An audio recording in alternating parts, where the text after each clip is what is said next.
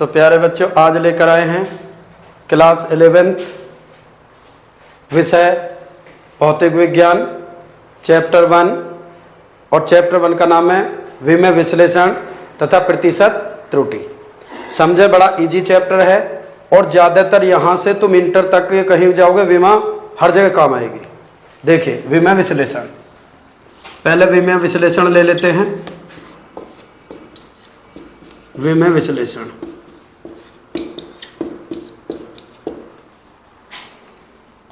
मूल राशि,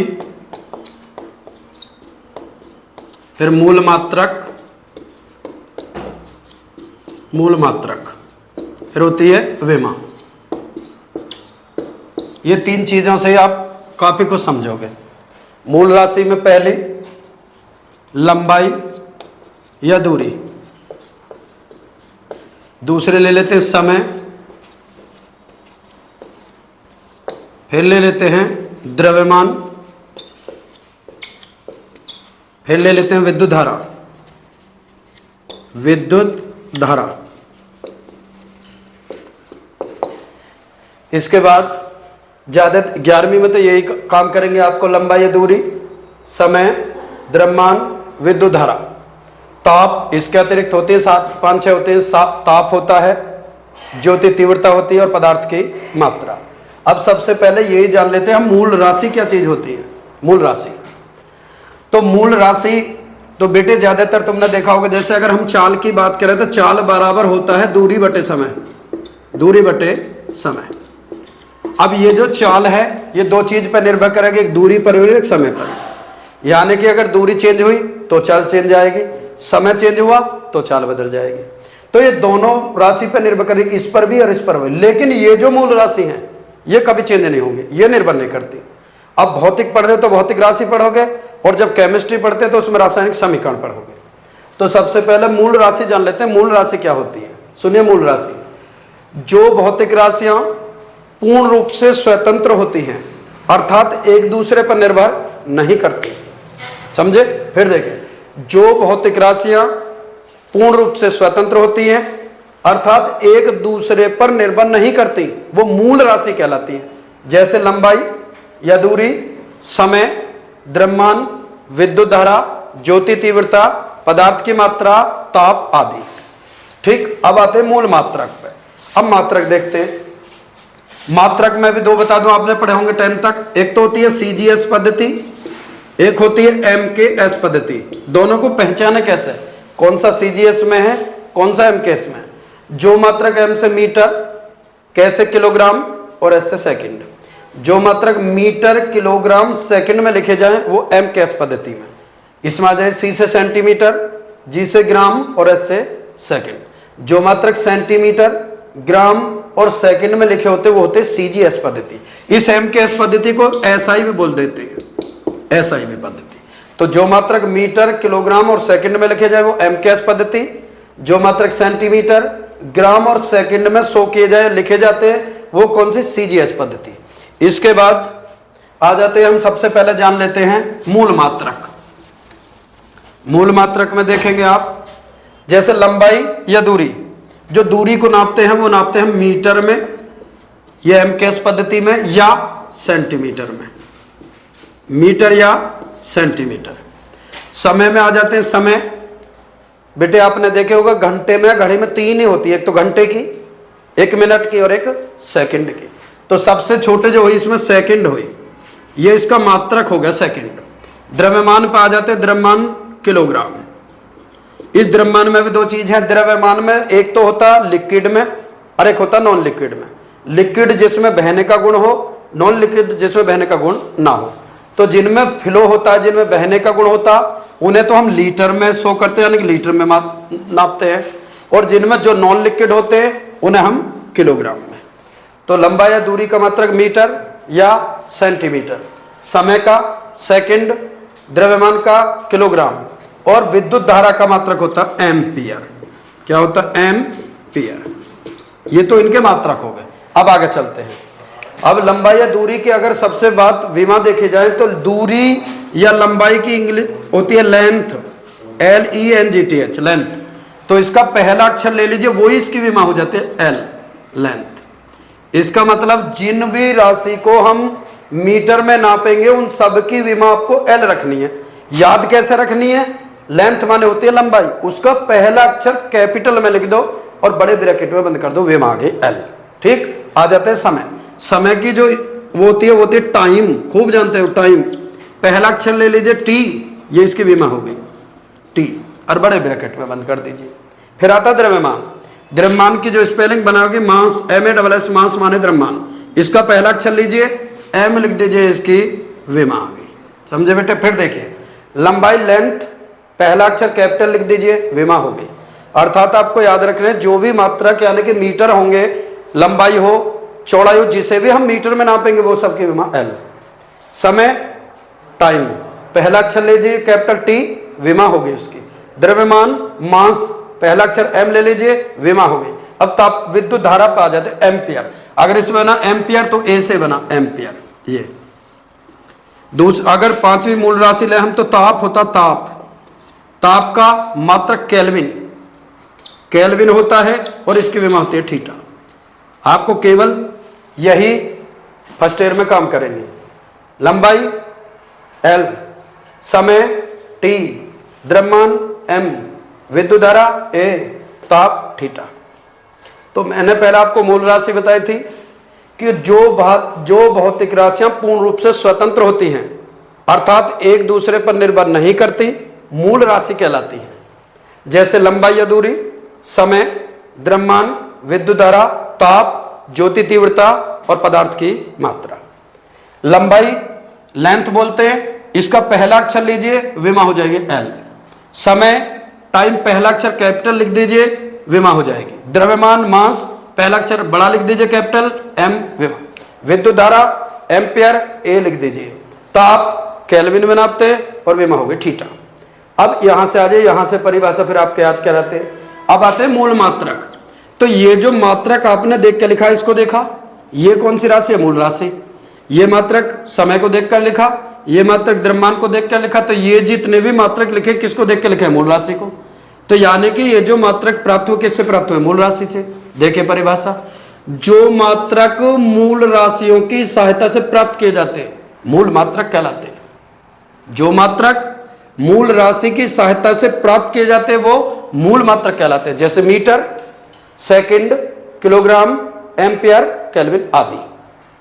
समझ गए? फिर देख लीजिए, क्योंकि ये जो मूल मात्रक जितने भी मैंने यहां लिखे हैं ये सब मैंने मूल राशि के आधार पर लिखे हैं। जैसे लंबाई मीटर, समय सेकंड, द्रव्यमान किलोग्राम, विद्युत धारा एम्पियर, ताप केल्विन। तो ये वाले जो मात्रक हैं वो किससे प्राप्त हुए? मूल राशि से।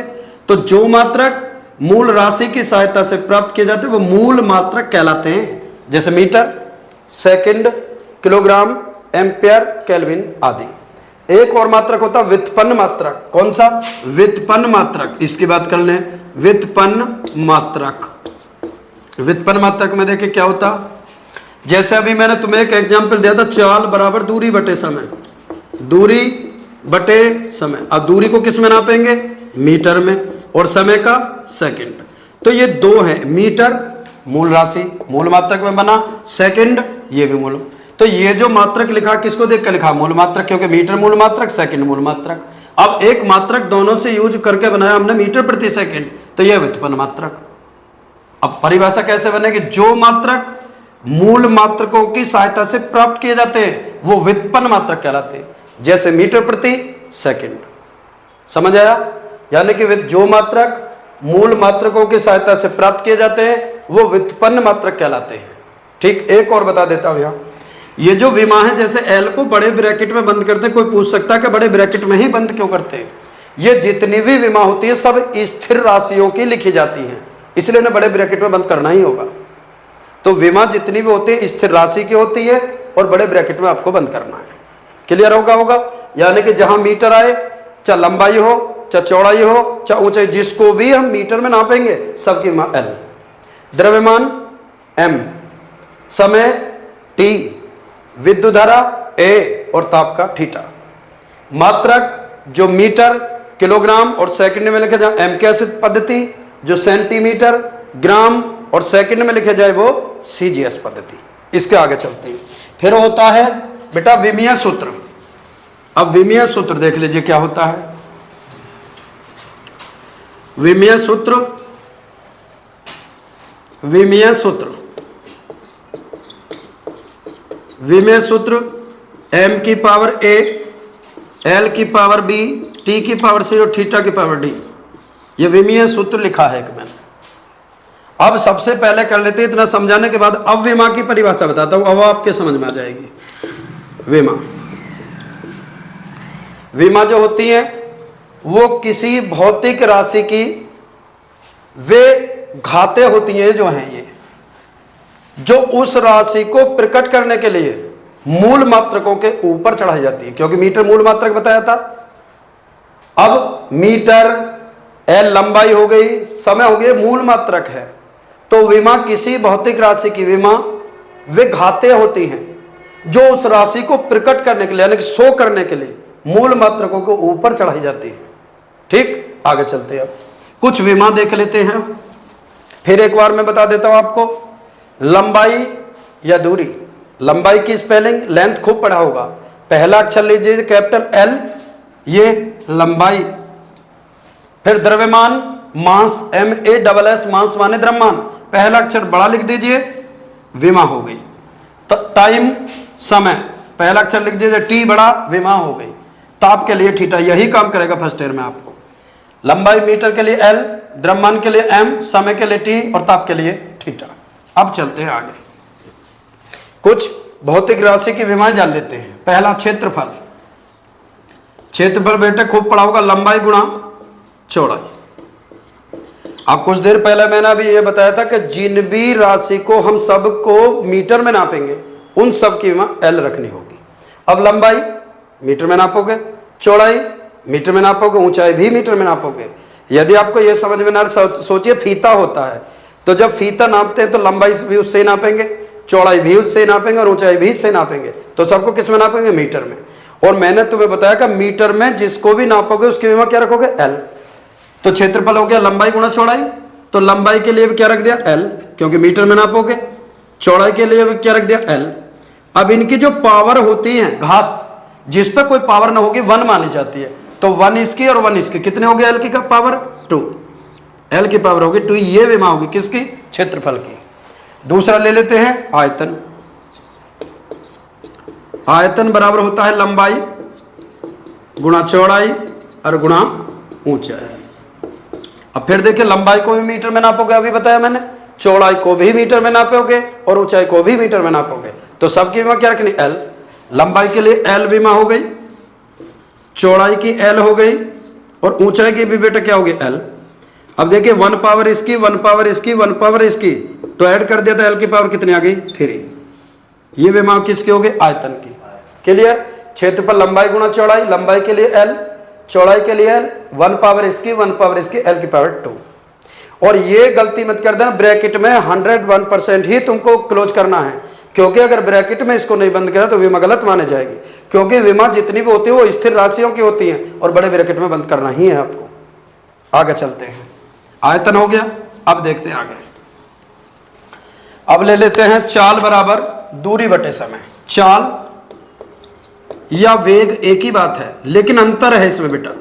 क्या अंतर है? कि ये जो चाल है ये तो होती है एक अदिश राशि, दूसरे चैप्टर में समझ लोगे। वेग सदिश राशि 9th में पढ़े होंगे, अदिश सदिश आपने, केवल ये अंतर है।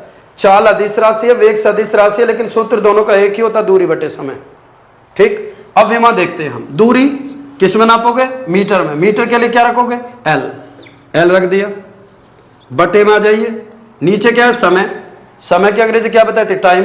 पहला अक्षर T रख दीजिए, T रख दिया। तो जब T की पावर नीचे 1 है, ऊपर लाओगे तो माइनस की हो जाएगी, और नीचे माइनस की होती तो ऊपर आकर क्या हो जाती? प्लस की। ऊपर लाइए तो L और T और माइनस की 1। ये विमा किसकी होगी? चाल या वेग की। LT की -1। एक चीज और ध्यान रखेंगे, LT की -1 हो गई। अब इसके बाद आता है, क्रम से याद करते जाइए, याद हो जाएंगे। याद करने की कोई जरूरत नहीं, रटने की जरूरत नहीं है इसमें, बस ये चले। अब चलते त्वरण। त्वरण पर वेग परिवर्तन बटे समय अंतराल, बटे समय अंतराल। यहां से देखिए क्या चीज है ये, वेग, वेग की विमा भी निकल भाई क्या, एल टी की -1 बटे नीचे ये देखिए क्या चीज है, केवल समय, समय की टी। अब जब इस टी को ऊपर लाओगे, इसकी पावर 1 है तो ऊपर आने पर माइनस की हो जाएगी, और ये भी माइनस की है, माइनस की 1 ये और माइनस की 1 ये ऊपर आएगी, तो कितनी होगी, एल टी की -2, एल टी की -2 विमा होगी त्वरण की। तो पहले मैंने आपको क्षेत्रफल की बताई थी, क्षेत्रफल में 2 भुजा होती है, लंबाई और चौड़ाई, तो एल की 2 बनी। आयतन में 3 भुजा होती है, लंबाई गुणा चौड़ाई गुणा ऊंचाई, लंबाई के लिए एल, चौड़ाई के लिए एल, ऊंचाई के लिए, तो एल की पावर कितनी आई थी, 3। फिर चाल की बताई, चाल या वेग दूरी बटे समय, दूरी के लिए ऊपर एल रखा था और समय के लिए नीचे टी, जब टी को ऊपर लाए थे तो एल टी की -1 हो गई थी। फिर त्वरण, वेग परिवर्तन बटे समय अंतराल, वेग के लिए एल टी की -1 और समय की टी, जब टी को ऊपर लाए तो -2 हो गया, एल टी की -2। आगे चलते हैं, बल बराबर द्रव्यमान गुणा त्वरण, द्रव्यमान गुणा त्वरण, या तुमने 9th में पढ़ा होगा खूब, 9th और 10th में बराबर एम में, बात वही है, एम द्रव्यमान ए त्वरण, बल बराबर द्रव्यमान गुणा त्वरण। अब रखनी हमें विमा, तो द्रव्यमान की अभी बताई थी, द्रव्यमान की स्पेलिंग जो होती है मास होती है, MASS, पहला अक्षर ले लीजिए एम, किसकी विमा रख दी बेटे, द्रव्यमान की, फिर किसकी रखे, त्वरण की, त्वरण की अभी निकलवाइए आपको, एल टी की -2, एक ब्रैकेट में लिख दीजिए एम, एल और टी की -2। केवल 7-8 विमा याद स्टार्टिंग सीख लीजिए, फिर इन्हीं के आधार पर यूज करके विमा निकलती रहती हैं, कम से कम 40-45 विमा हैं, लेकिन रटनी नहीं है, आप बस सूत्र याद रखिए, उससे निकालिए, रटने में फायदा नहीं है। आगे चलते हैं, अब देखते हैं घनत्व, घनत्व बराबर है द्रव्यमान बटे आयतन, द्रव्यमान बटे आयतन। अब द्रव्यमान की अभी बताई थी मास, तो एम रख दीजिए, आयतन के लिए अभी बताई थी लंबाई गुणा चौड़ाई गुणा ऊंचाई, तो एल की कितनी आई थी, 3, एल की 3 रख दीजिए। जब आप एल को ऊपर लाओगे तो कैसी हो जाएगी, माइनस की पावर, तो एम एल -3, ये किसकी विमा हो गई बेटे, घनत्व की, किसकी विमा हो गई, घनत्व की। आगे चलते हैं, इसके अतिरिक्त कार्य देखते हैं, कार्य, कार्य बराबर बल गुणा विस्थापन होता है, और एक इनके शो करने का भी है, ये नहीं कि किसी को किसी से शो कर दो, कार्य की स्पेलिंग होती है वर्क, WORK, इसलिए W से ही शो करेंगे, कार्य वर्क हो गया। बल की विमा भी आपने देखी, M L T की -2, और विस्थापन, विस्थापन मतलब दूरी, तो दूरी के फिर विमा L। अब L की पावर 1 यहां, L की पावर 1 यहां, दोनों को ऐड कराता है, L की कितनी होगी, 2, तो M L की 2 और T की -2, किसकी होगी, कार्य की विमा। कार्य का मात्रक होता है जूल, ये MKS पद्धति में बताया मैंने आपको, MKS पद्धति में, और होता बल का मात्रक न्यूटन और विस्थापन का मात्रक मीटर। इस न्यूटन मीटर को ही शॉर्ट में हम जूल बोलते हैं, जूल कह दो या न्यूटन मीटर कह दो। एक और याद रखना, जितनी भी राशियों का मात्रक जूल होगा सबकी विमा यही होगी, चाहे वो गतिज ऊर्जा हो उसका भी मात्रक जूल, तो भी ML की 2 T की -2, स्थितिज ऊर्जा उसका मात्रक जूल, उसकी भी ML की 2 T की -2 ही होगी। ठीक है, जो बच्चे अगर कोई कंफ्यूजन है तो कमेंट करें, और यदि आपको हमारे नोट्स चाहिए, इससे संबंधित नोट्स प्राप्त करते हैं, लिंक में आपको नंबर दे दिया जाएगा।